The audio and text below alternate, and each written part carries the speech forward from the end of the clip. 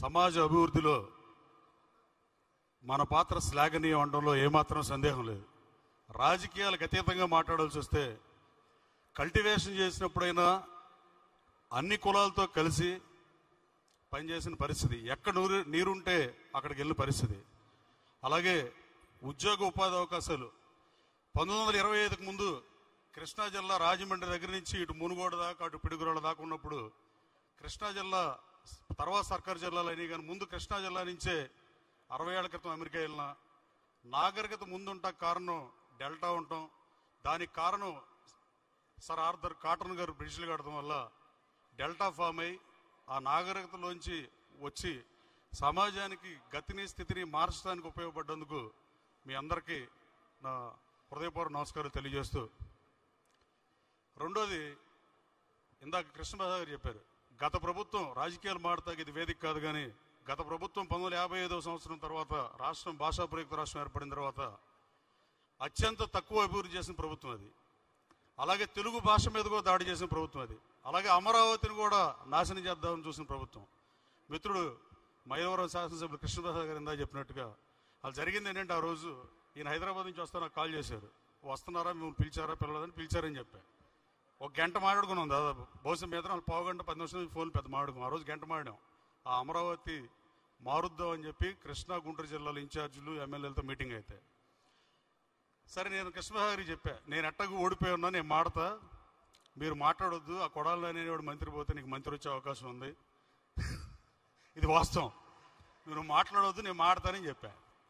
సరే నేను మాట్లాడే ఫస్ట్. తర్వాత కృష్ణప్రసాద్ గారు నా పక్కన కూర్చున్నాడు. ఈయన మాడతాకి లెగుస్తున్నాడు, పద్దాకి ఎట్ట అంటున్నాడు. నేను అక్కడికి ఆయన చెయ్యేసా, లెగొద్దు అన్నట్టు. ఆయన బలవంతంగా లేచి మాట్లాడేశాడు. దీని తర్వాత ప్రస్తుతం అదే పార్టీలో ఉన్నాడు, కానీ మనం పేరు చెప్పడానికి బాగోదు, కానీ ఇంకో శాసనసభ్యులు కూడా దీన్ని వ్యతిరేకించిన పరిస్థితి కదా. ఆయన పేరు చూడ ఆయనకి ఇబ్బంది వస్తుందని నేను చెప్పట్లా. మేము ముగ్గురు వ్యతిరేకించాం ఆ రోజు రాజధానిని. అలాగే రాజధానిని కదుపుదాం అనుకున్న మాజీ ముఖ్యమంత్రి ఎన్ని ప్రయత్నాలు చేసినా అమరావతి పట్టణం అక్కడే ఉంది. అమరావతి పట్టణ ప్రాశస్యం కానీ అమరావతిని అభివృద్ధి చేయటంలో మీరందరూ నేను సైతం అని భాగస్వామ్యం అయ్యి అమరావతిని భవిష్యత్తులో మరెవరూ కదపలేనంతగా అభివృద్ధి చేయడానికి మీ వంతు ప్రయత్నంగా మీరు ఇన్వెస్ట్ చేయాలని మిమ్మల్ని కోరుతూ, అమరావతి గురించి పంచారామాల్లో మొదటైన శైవ క్షేత్రం ఉంది. అలాగే ప్రపంచంలో ధాన్యకటక విశ్వవిద్యాలయం ఉండేదంట. చరిత్రను పరికిస్తే తక్షశిల నలంద విశ్వవిద్యాలయానికి ధీటుగా విదేశీ విద్యార్థులకు విద్యను అందించిన ప్రాంతం అది. గౌతమ బుద్ధుడు నడయాడిన నేల అది. వర్ధమానుడు సంచరించిన ప్రాంతం అది. మత సమ్మేళనానికి కేంద్రం అది.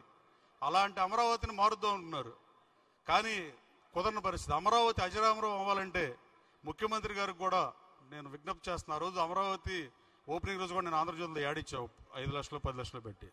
ఇన్ని ప్రాశస్యాలు ఉన్న అమరావతి పట్టణాన్ని అసలు అమరావతిలో పంచారామం ఉన్న అమరావతిలో ఈ 31 గ్రామంలో అమరావతి లేదని అన్ని అమరావతిని ఒకే అమరావతిగా ఎల్లలు మార్చేసి మొత్తం అమరావతిగా ప్రకటిస్తే దానికి దైవబలం కూడా చేకూరుతుంది. ఇంకా రాబోయే కాలంలో ఎవడో అమరావతిని టచ్ చేయలేడు.